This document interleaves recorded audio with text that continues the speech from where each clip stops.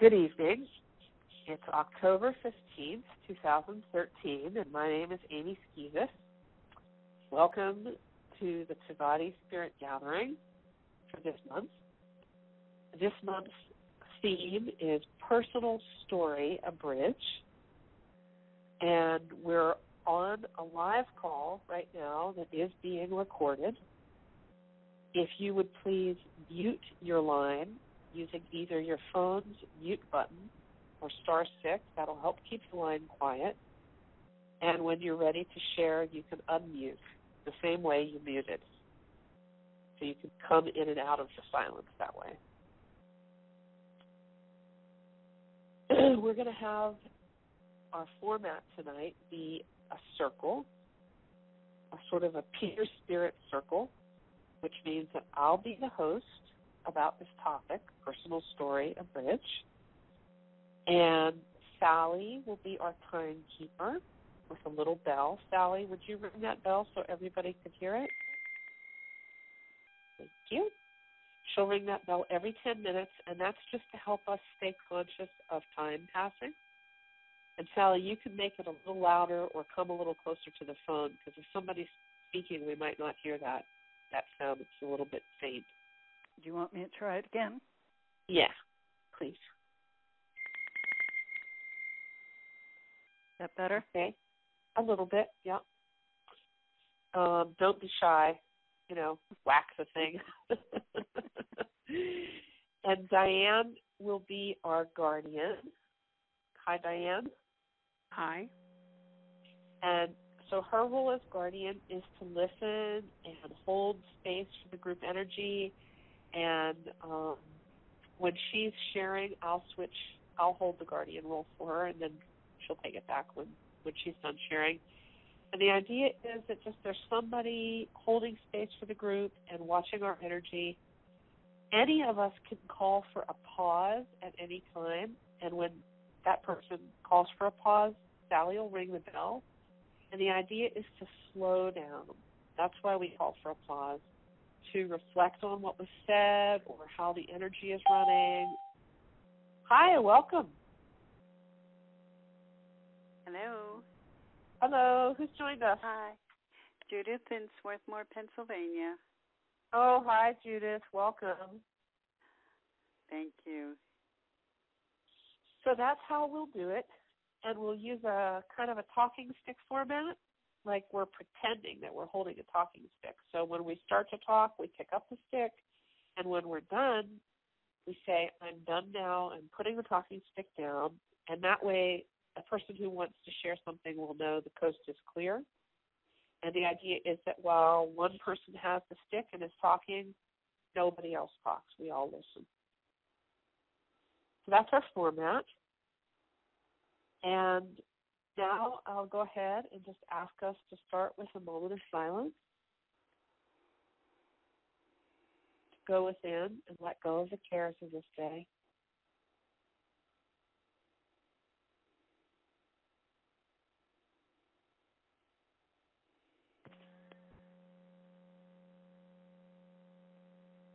To become centered and grounded, and to connect with the divine spirit within you.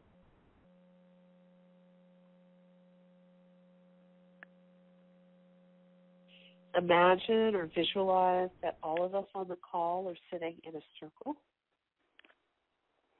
around a campfire. And just take a moment to connect that divine spirit in your heart with a fire in the middle of the circle, a line of light from your heart to the center. Good. And imagine that there's a larger circle that we're a part of, everyone who will listen to the call. And imagine them joining their hearts to the center of the fire and joining the circle as well. Good. And now let's link heart to heart all around the circle. Sacred heart to sacred heart. Good. Thank you. So the circle is set. So tonight's theme, Personal Story Abridged, is a really important one for me personally. And I realized I think it's important to our spiritual community and our school that I'm working very hard to get started, and several other people are working hard with me. And I think it's important to our mission as a spiritual community. So I'll share my personal story as a description of why I called for this circle. I have been blessed to experience very exalted states of energy and spiritual awareness from studying with my teacher, and also from having like spontaneous spiritual awakening experiences when I was young. And I didn't know what to do with them when I was young, and I couldn't find anybody to explain them to me. So when I did finally find a teacher, I was just so relieved and so grateful, somebody who understood the territory and could help me. And in those high states, my life as my little self is really not very relevant. Hi, welcome. Who's just joined us? Hi, this is Joni from New York City. Hi, Joni. Glad you could join us. We're doing a talking. It's great having you. We're doing a talking stick circle. Hi, welcome. Who's just joined us? Hi, this is Reverend Margaret Wendeli. How are you all? Hi. How do you spell your last name? My last name is B like in boy, U like in umbrella, E like in Eddie, N like in Nancy, D like in David, I like in Irma, A like in apple, and then a space, and then L-E-E. Oh, hi there. I am so glad you have joined us. Oh, so I would have joined earlier, but there was a severe family emergency, and we'll have to be dealing with that later, but I decided to take a break from that, so here I am. Well, welcome. Welcome. Thank you. So you're Bishop Amy, right? Yep. Amy Skezas. Yeah, glad Bishop to see you. Yep, that one. Yeah. Okay. So if Margaret and Joni, if you could either press the mute button on your phone or *6, that'll keep the line quiet because we're being recorded, and then there'll be time to share in a little while, and you can unmute them. Okay, so *6 is mute, and *6 is also to unmute, right? Exactly. Okay, I'm doing it right now. All right, thank Great. you. Thanks, Margaret. And thanks, Joni. So in those high states where I'm experiencing what I would call heavenly energies or states of higher consciousness, my feeling is that my little self is dissolved. Like it's just, I'm not inside my little package anymore. And sometimes even the whole earth is dissolved and there is just light. I'm in a sea of light. I'm perceiving everything as frequencies of light or as nothingness, a void from which all creation is arising. And I mean, these are deep states that I can go into and stay into for quite a long time. And as I'm walking around with my eyes open, I'm sensing that void underneath and inside everything. And I'm sensing the frequencies of light and everything, not with clairvoyant sight, but with other senses. So I'm very aware of this kind of higher vibrational reality, I'll call it, and this like Newtonian reality of individual self and matter and everyday stuff like the checkbook and getting sick and all kinds of feeding the cat, cleaning the litter box, blah, blah, blah. And a lot of times there is no split for me because I'm really aware of what's underneath all this individuality. But sometimes, especially in times of challenge, I do feel a split. And many of you know I've been really seriously ill, and I'm just now getting on my feet. And it happened, was diagnosed about 5 years ago. And I have to say that was like getting hit on the head with a 2x4. And it really drove home to me the kind of split that I had. When I was at my worst sickness, I couldn't meditate. I wasn't aware of any of this exalted spiritual stuff. I was in a hateful frame of mind, like hate-filled. And I feel like it was coming from the inside of me. I mean, it wasn't about what people did or didn't do. And I was at a very low level of physical functioning, like organ after organ, system after system, just conked out. And, I basically went pretty much as close as you can get to dying without doing it, and had all the misery along the way. And I wasn't aware of God loving me, and I wasn't able to connect with my guide. And, it was just misery, and not the life to which I had become accustomed, let us say. And mercifully, not the life that I'm back living again now. And so why did that happen to me? And what was I supposed to do about it? And what impact does that have on my spiritual community? It was very shattering for the spiritual community that I'd been a teacher in. Very shattering for my ego and all my stories about who I am and what I do here and why I'm here.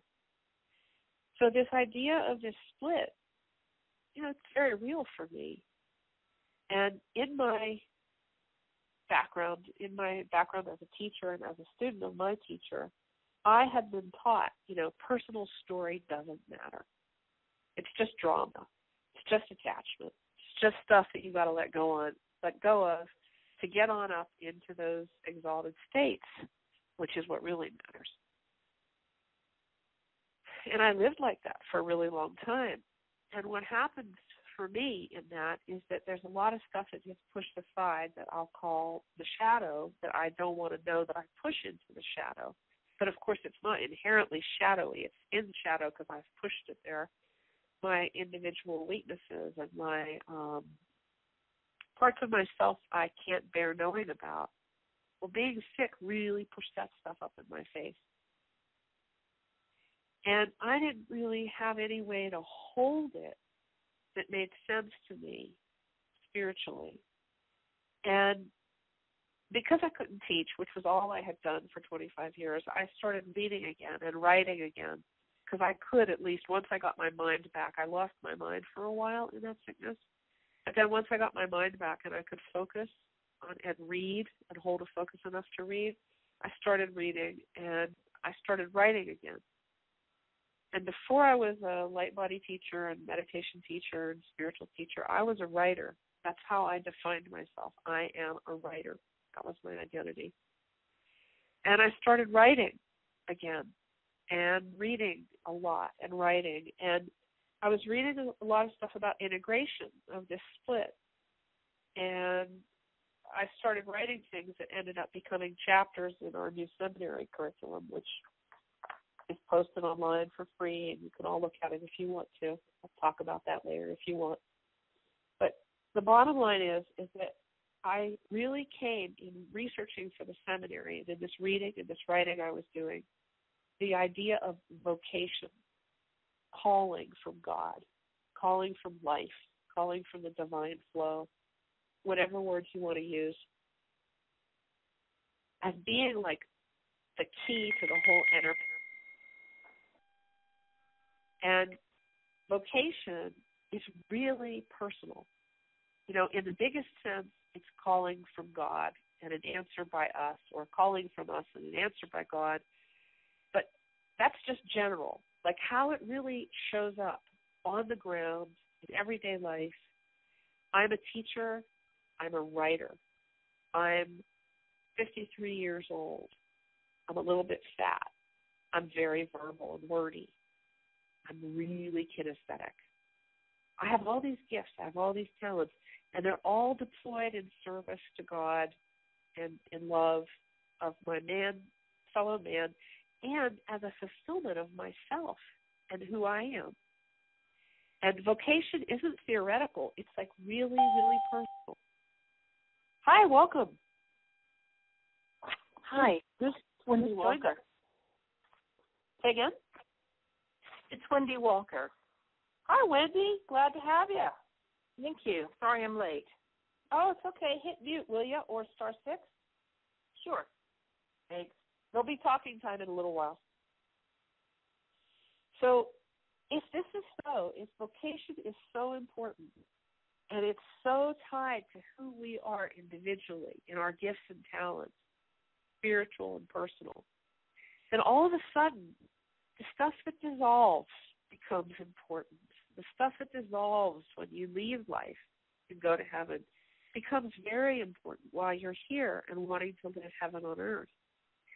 And so in thinking about how to make that bridge between our individual selves and our gifts and talents and weaknesses, which I think is also a big part of vocation, although you don't know that when you're starting out, I came to the understanding about personal story, because personal story is our way of making sense of our lives.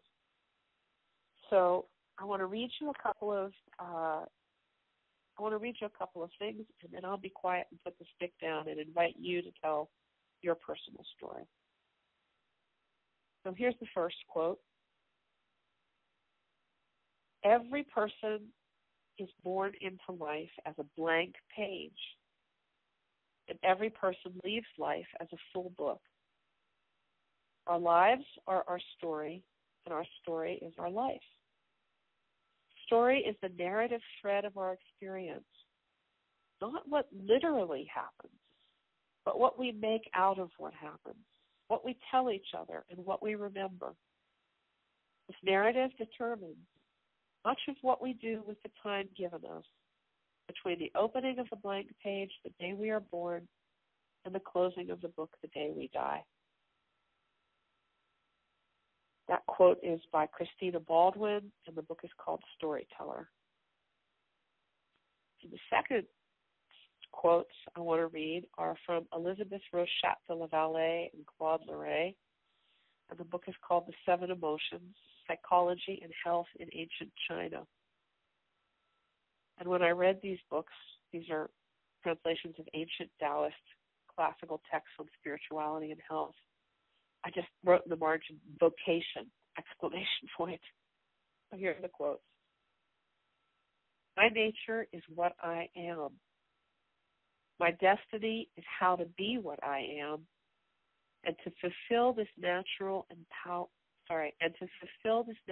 power and ability that I have. This is the mandate of heaven. That's from page 9. And the second quote is, this is very mysterious.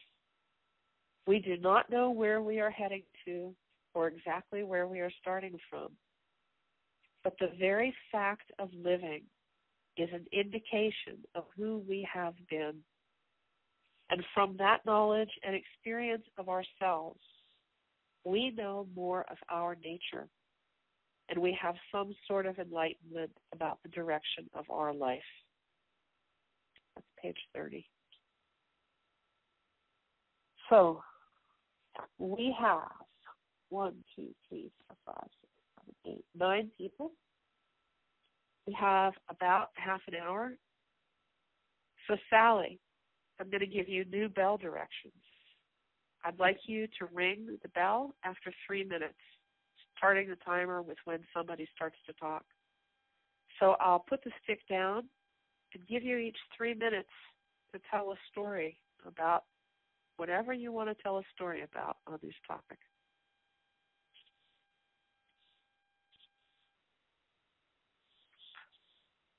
When you're ready to talk, unmute your phone. And it's all I ask is that you talk about yourself, that you don't comment on other people's stories, that you don't, cross-talk, that you just listen. Let each person share and have that space to be received without comment. Thank you. This is Joni Watkins. Hi, Wendy Walker. I'm in New York City. I have been experiencing the experience of nothingness myself, it shows up differently. In fact, I actually gave an evening on nothing, an afternoon rather on nothing for some people. It's been, I think I told you, I wrote a little bit about it to you, Amy. It's been about 4 years where I kind of let go of just about everything. And my identification with calling myself a something, like a writer, or a rebirther, or a minister, and I was a being. It was really very peaceful. And recently, well, about 2 years ago, well, anyway, to make a long story short, I'm aware of the 3-minute beep. My landlord, I had a new landlord, that was about 10 years ago, who wanted me to leave because I'm in a rent-controlled apartment.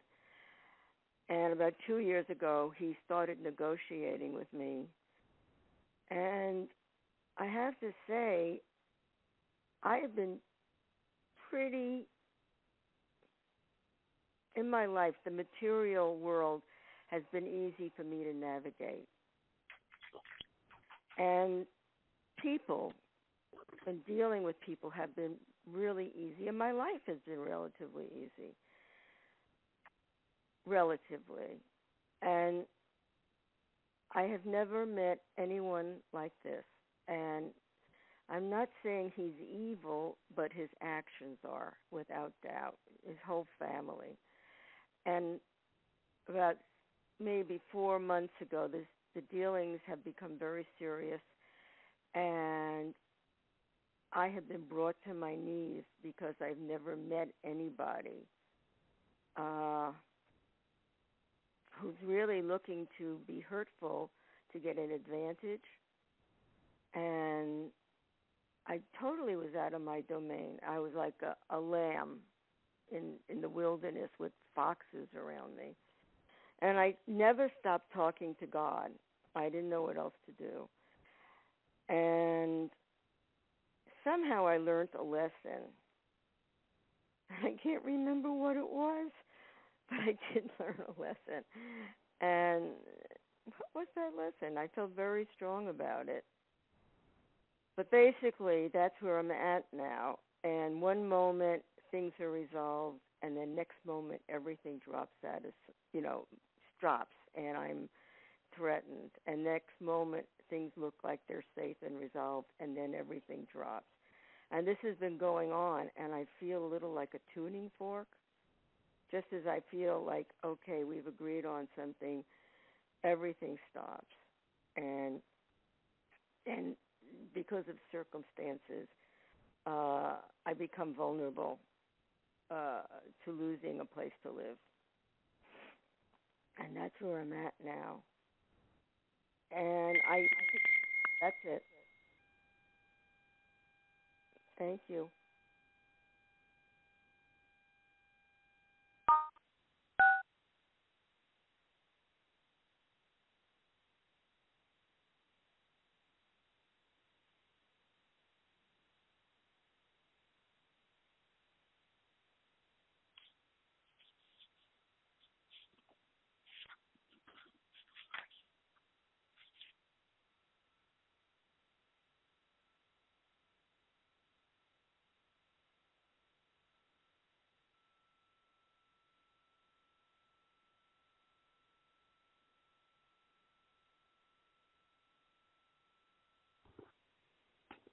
This is Wendy. Hi.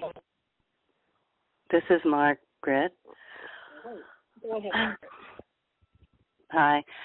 There's many stories I have, but I've picked this one, which I learned a lot from. Trying to summarize it so that I can not over talk here. Okay. In the year June 18, 2004, my husband went for a bike ride, and and this woman didn't see him, and she ran my husband over. She hit him. She didn't run him over. And she drove my husband back to my house because his bicycle was all broken up and his helmet was cracked. And it was like very surreal for me because the woman is crying hysterically, telling me she hit my husband, and my husband's walking in a circle. And and when I finally figured it out, I got the information, insurance stuff, and I asked for her cell phone and asking her where she was going to be at, and she said that she was going to be in the hospital because her husband was in an accident. Anyway, to make a very long story even shorter, when I tested my husband before I took him to the hospital, I realized that he suffered a brain injury. Why I know that is because I used to be a speech therapist and I studied the brain and everything. Anyway, so fast forwarding, I ended up discovering that my world was not going to be the same anymore again. The man that I loved, Jim, was not the same man anymore. He was almost like a baby, so to speak, because he was affected by the left brain, and he has problems with word retrievals and memory and conceptual concepts and everything. If you tell him something and if he's not emotional with it, he'll forget it within 2 minutes. Anyway, so I felt like my whole world fell apart. I was pissed off at God. I was very angry and very hateful towards the condition that happened to Jim, but also from the lack of friends and lack of family support. No one wanted to give me a helping hand. Anyway, so after about month 6, the 6th month, I realized I couldn't stay this way, and so I began doing forgiveness. I didn't go to the people and tell them in their face, but I started doing it internally with myself. And then on the 7th month, I resurfaced with more strength and more clarity and my stronger spiritual discipline.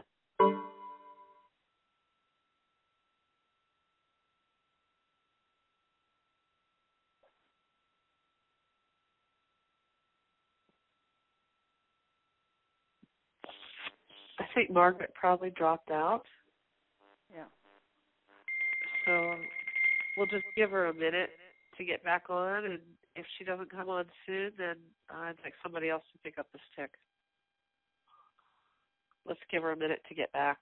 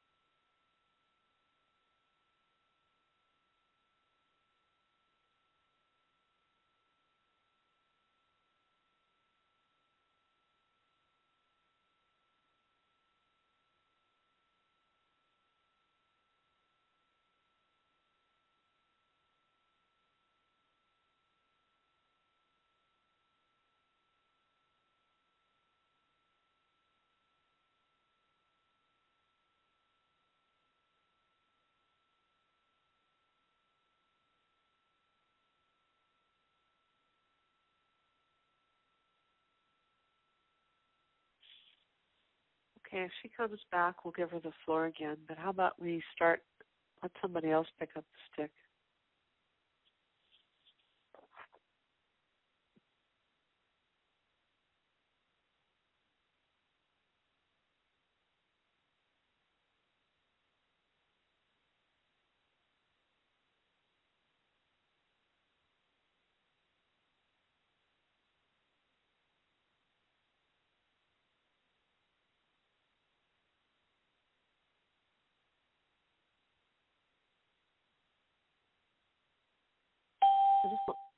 Oh, good, she's back. Yay, welcome back, Margaret. Yes, the the service, whatever, knocked it off. So I don't have my Wi-Fi, but I want to just finish the story, and I'll hang up and try to get my Wi-Fi. Anyway, so what I found was that there was no support, and I started to get more happy in the sense I started realizing I should be grateful for everything that I had, and that I should be grateful and thankful that my husband didn't die in the car accident.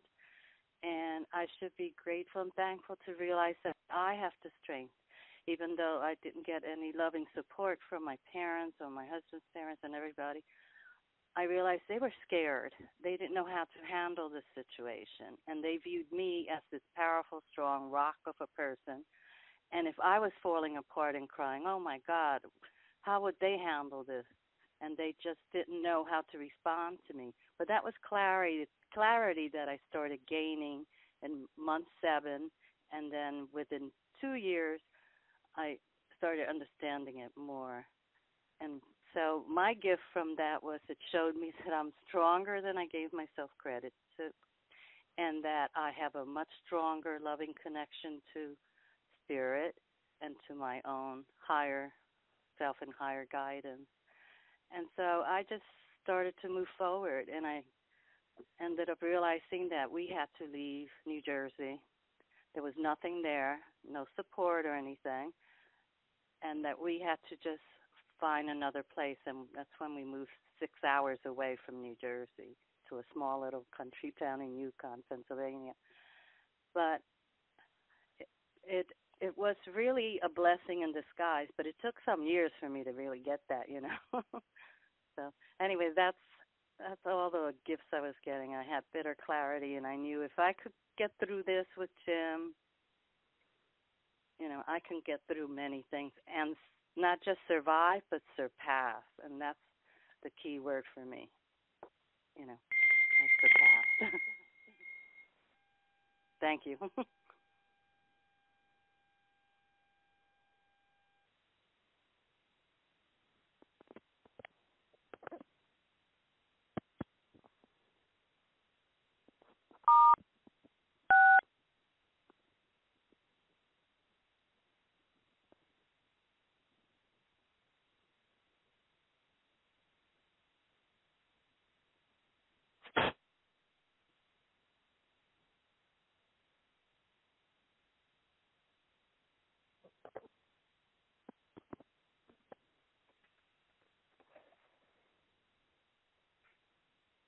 Hello, this is Sally. I'll pick up the stick.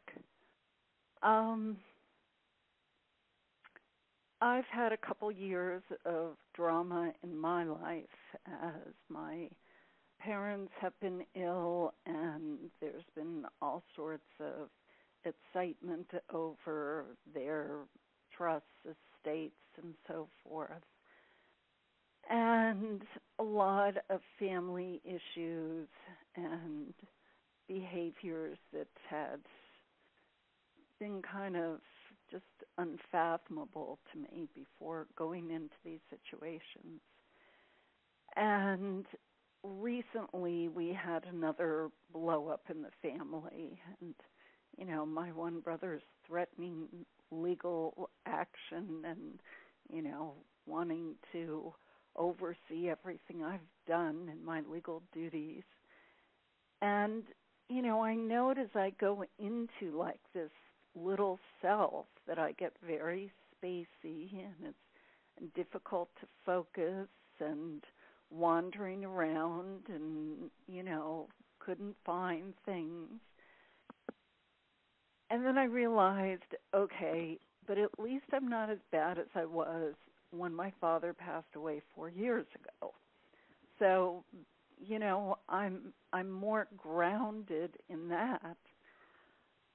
And I'm also more conscious of, you know, the huge focus that I was raised with on material goods, and how, you know, for me, the final lesson from my father was, you can't take it with you. And so sometimes when I get into this stuff and into my head, I come back to what is real here? What is it that has substance? And what is it that I'm going to leave behind? And none of this material stuff is going to evolve with me. But my response to the material things, my behavior around it, my relationships around it and other people are all things that can contribute to my spirits. And so, that to me is kind of like the bridge, is how do I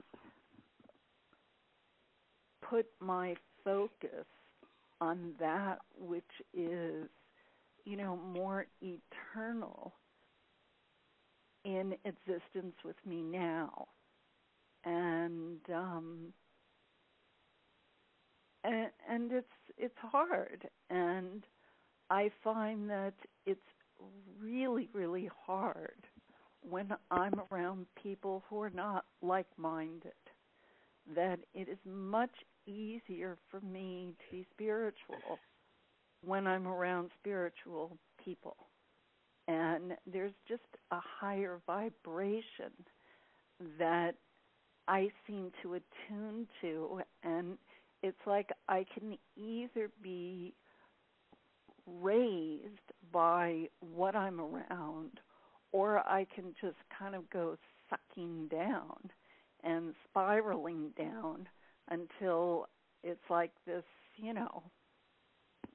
shocking pain of, wow, I really don't like where I'm at, what this mindset is, and what it does to my physical body, because it definitely translates into that level. So I appreciate the topic. It's very timely for me, and I appreciate having a forum where I can be in a higher place of spirit.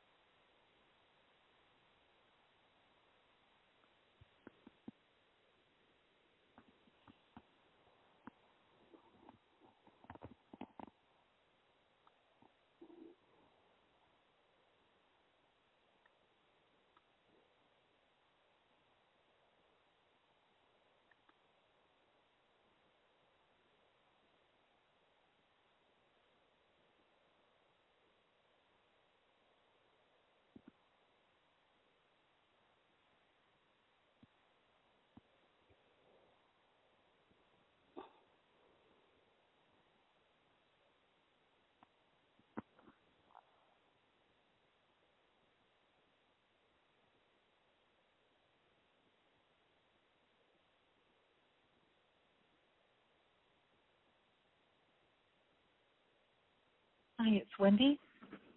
Could I ask a quick question? Absolutely.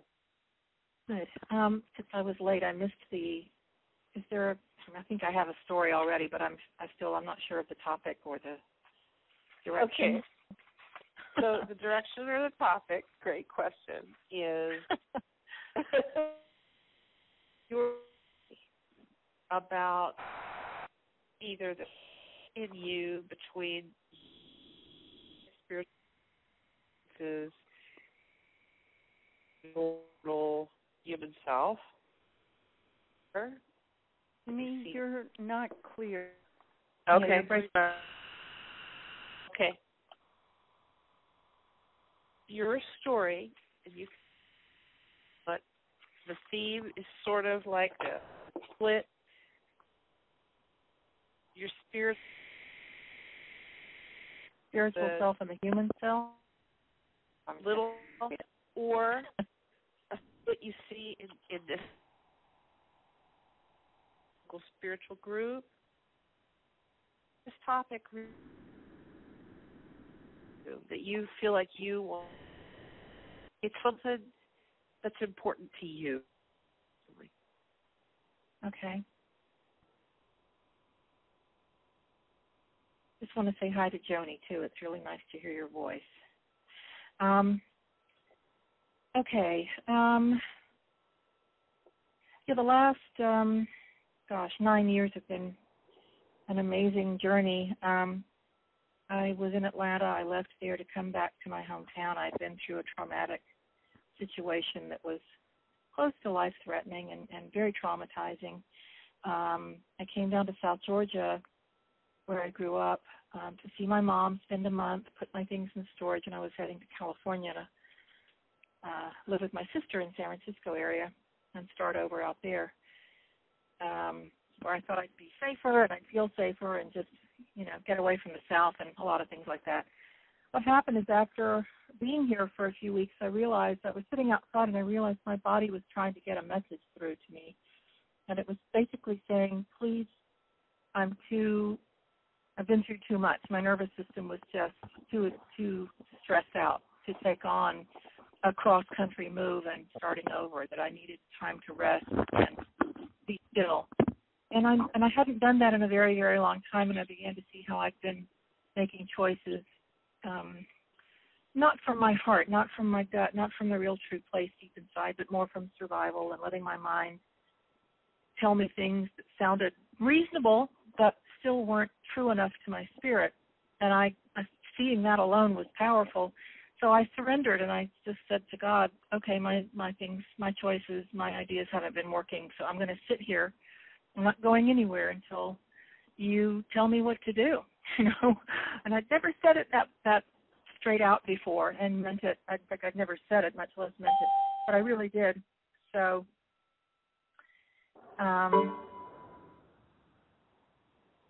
did I keep going? Was the bell? The bell was off anyway, right? Or yeah, Wendy, go ahead. Okay. So I ended up staying here, taking care of my mom, who was very old, and her health began to decline. My brother's here with a bad heart, and I realized I was really needed here. So it was really the next several years were just about more and more surrender and being in service. And at first I struggled, and I was miserable, and I complained inside and whined and, railed against my fates and all of that. But eventually I found a peace within it, and a selflessness that was very, very rewarding that I'd never experienced before, because I've never had children. I've never had an opportunity to really live for other people that fully. And my mom died 3 years ago, and a lot of things happened. I thought I'd be out of here by now. I broke my arm, and some more stress. I realized I needed more quiet time, and I've taken that, and I'm starting to, now I know who I am again, but I really gave myself time to just be still and connect and be in my heart and nourish my heart and choose my heart and be in the divine connection to a loving presence. And in the last year and a half, 2 years, I've really been able to build that connection so that I feel more authentically present than I ever have. I feel really a bliss and a connection to the light that I can carry with me almost all the time. It's extraordinary what it took to get here, but I'm just eternally grateful that everything happened. All the challenges and the difficulties have really served this phenomenal growth, and the place where I am is beautiful to me now. So it's all been worth it.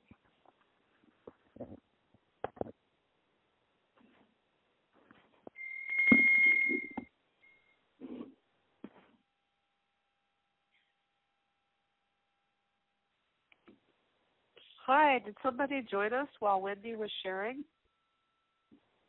Or maybe you joined. It's Deborah. Oh, hi, Deborah. Great. Welcome back.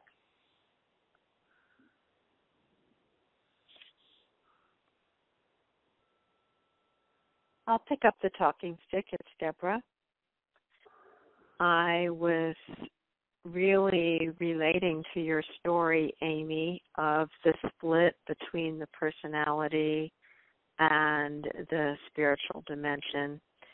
I feel like that I've done a lot of teaching, and one of my a couple of my gifts, which I believe I have in this life, being able to help people to accept and nurture themselves, especially emotionally. And I do love to create beauty and celebrate seasons. And to that end, I did a number of Amy's seminars and worked to get into the gift industry. I had spent 7 years in it, and the past couple of years more difficult because as quotas got higher and more was expected, one of my life patterns began to emerge again, which was overwhelm and trying to really please, to do more than I really should do or could do or was capable of doing, and letting my life get somewhat out of balance. I stopped teaching. It was to the point where I was spending more time traveling to the venue than teaching. And I had gotten a lot of achievement from the company, was awarded a trip to China last year, and then found it very difficult with sequestrations and threat of government and that sort of thing to be able to make my numbers, and was recently released by the company.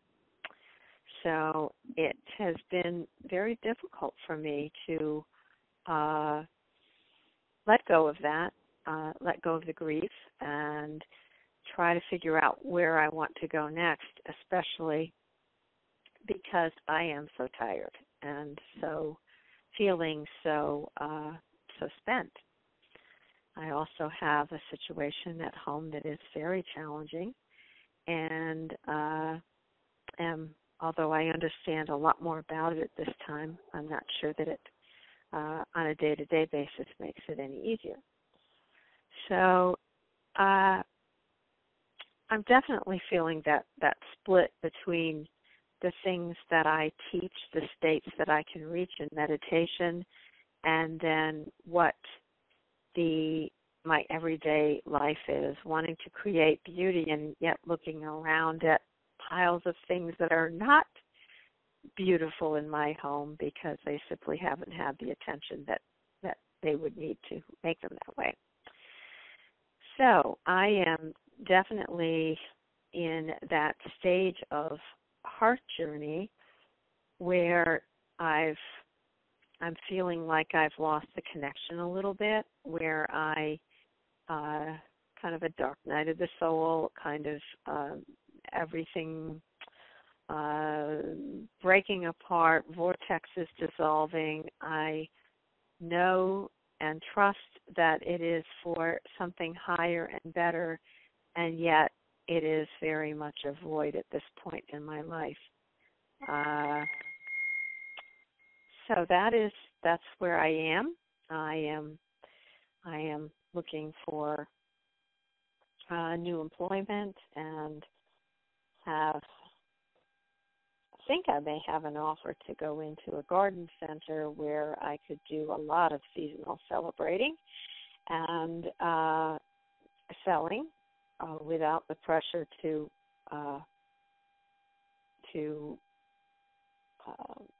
reach a mega quota. So I'm excited about that, and also feeling like I could use about 3 or 4 or 5 more weeks of just catching up. So that is my story, and I would love to be able to evolve that pattern of overwhelm, which I saw so clearly growing up in my mom. Thank you.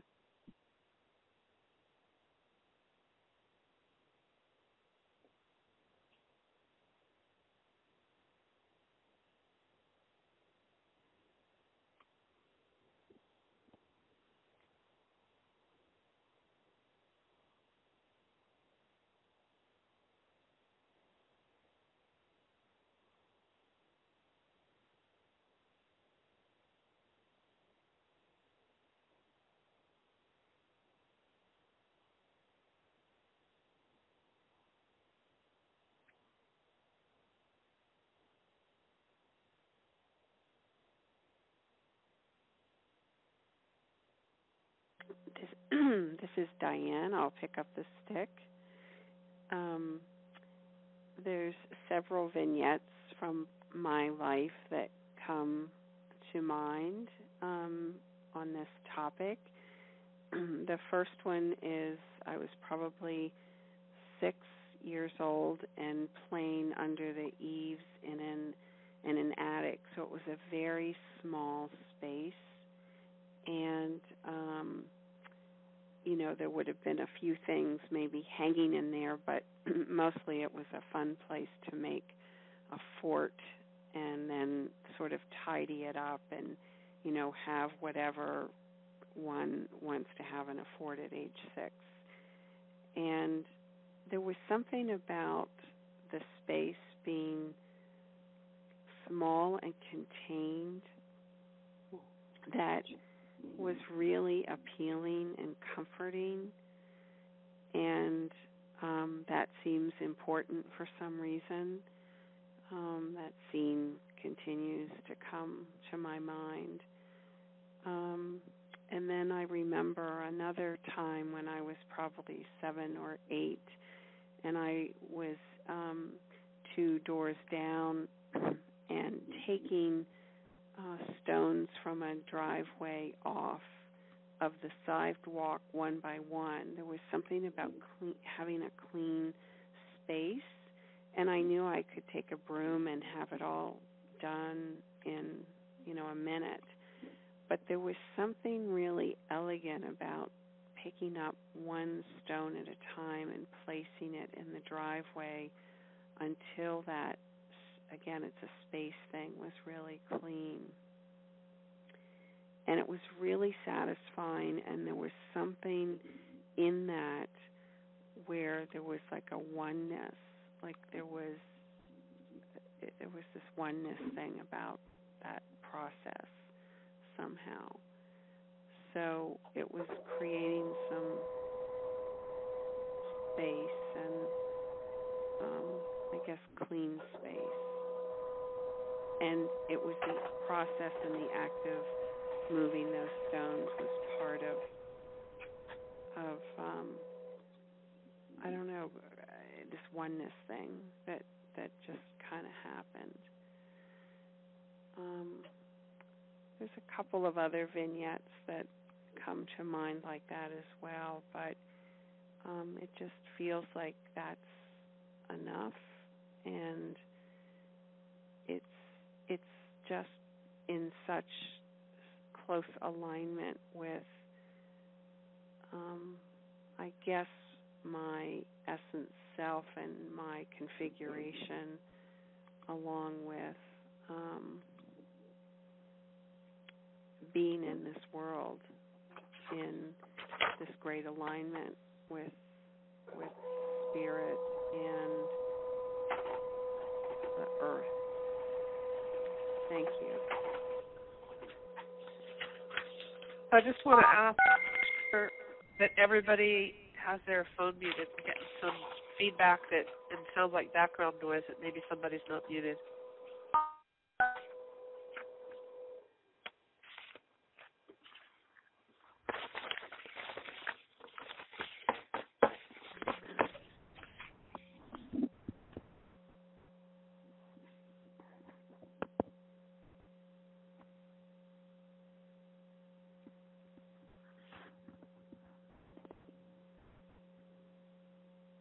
So we're at time, but there's a few people who haven't shared, and I'd really like to invite us to stay and hold the circle so that everyone who's on can to share if they wish, and then we'll do a closing, just to let you know.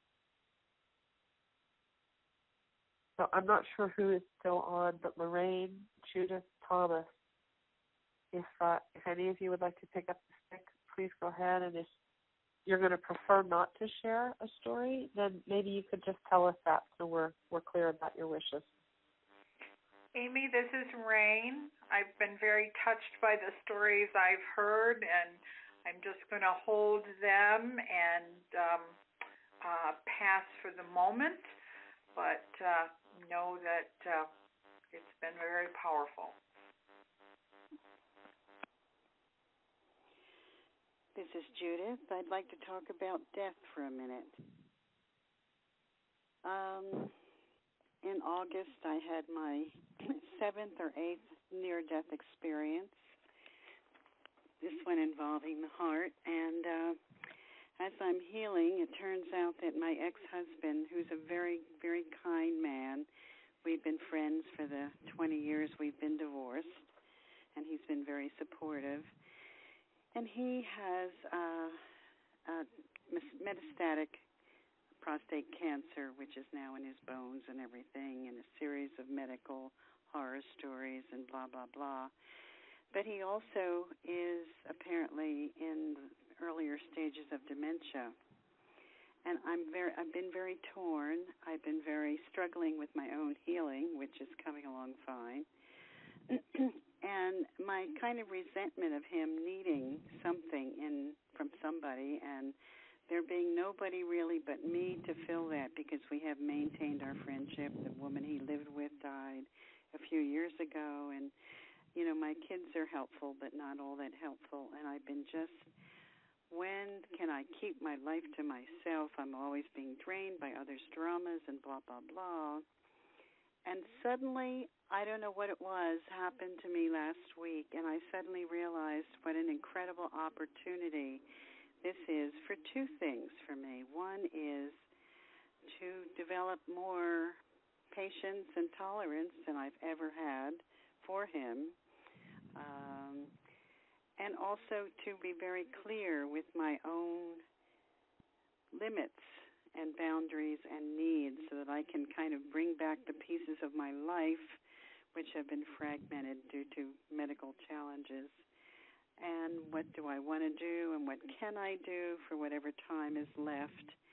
And I'm not sure what happened, but I have this incredible peacefulness now inside me, and I really am stretching my idea of what service can be. I don't know how I'm going to do as things get worse and worse, and of course it raises my own mortality issues. And I don't know what's going to happen, but I just feel in a really good place about it. Like whatever it's going to take, I really will be able to do whatever I need to do, and hopefully deal with the dynamics of families in this kind of a crisis where people get angry because somebody's doing more than the other and blah, blah, blah. So I just wanted to share that I was actually in a state of just, I don't even know what to call it, like sort of when do I get my turn?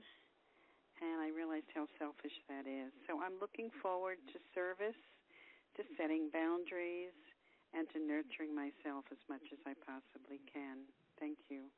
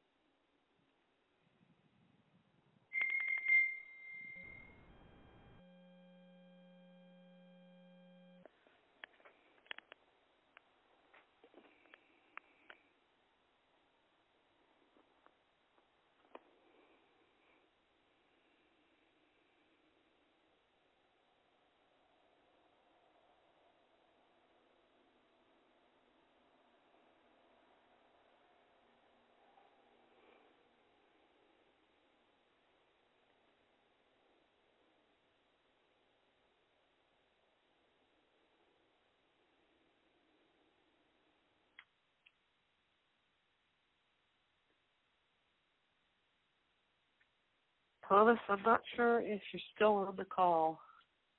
I am still here. I thought you were. But I am complete. Okay. I thought you were too. Thank you. Nice to hear your voice. Okay, well, I'm so grateful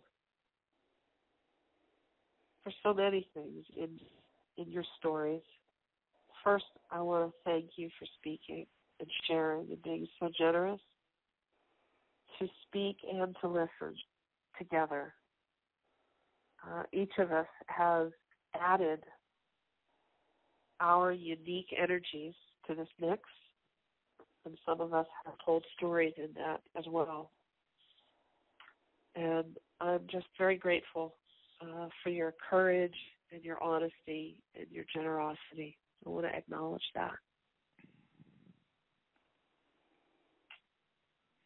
I'm grateful for this church, Tzaddi, founded in 1964 in California by Amy Keyes and Dorothy Blackmere, as a place that we can gather together and open more deeply to our experiences of the loving, infinite, co-creative presence of the divine,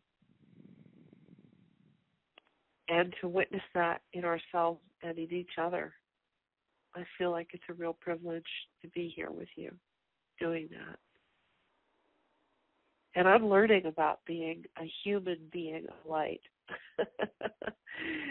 And I invite you all to continue learning about it with me in fellowship and in community. I'm grateful for that opportunity to share together and witness each other and be together that way. I'd like to take a moment for us to telepathically thank and acknowledge the Tzaddi founders and what they've given us. They've moved on into spirit last year in 2012, both of them. But we are holding an energy that they started manifesting, and we're each manifesting it. So I'd just like to go back to the root for a moment and acknowledge their contribution. Thank you. I spoke a little at the beginning about the seminary. It's almost ready to open, the Tzaddi Seminary, the new one. And personal story is going to be an important part of that curriculum. You'll see if you go where I'm about to tell you the link that there's no enrollment process open yet. There are no fillings on those pages. But the writings that I spoke of are posted up there for free for you to look at and download. And it's the core curriculum, the introductory stuff to the new seminary. And you can see that stuff along with what role story is going to play in the new seminary as a bridge between our individuality and our group and our culture and the past and the future. You can see that in the curriculum plans that are up there if you're interested. And I would ask that you don't send people there who want to enroll yet because we're not quite ready to receive them. But the place you can go to see this is www.gaudenuniversity.org. GAUDENuniversity.org. And there's a heck of a lot of content there. And those of you who are interested in joining the seminary or progressing up in the levels from what you already have, that material there will be some of what you'll need to study. So I encourage you to go and get a jump on that for your own pleasure and our group work. So let's take a moment now, sitting in this circle around the campfire with our hearts connected to the center, to each other's hearts, and the hearts of all those who are going to join our circle in the future, and the hearts of all those who've been with us in the past. To thank and acknowledge ourselves and each other as human beings of light on a path of growth and development. And because it's my personal favorite, I'd like to ask Thomas to give us his blessing. I love the way he does this. Thomas, are you game? We shall proceed.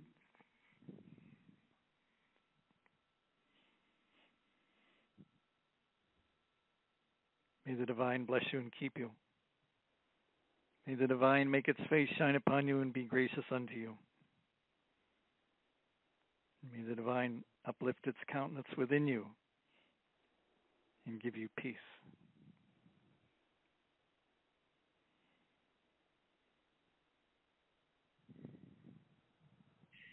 Thank you, everyone, for your contributions. As you get ready to leave, imagine that you're putting in the center of the circle anything you'd like to give, anything that should remain there, and that you're taking from the circle anything you want to take away with you,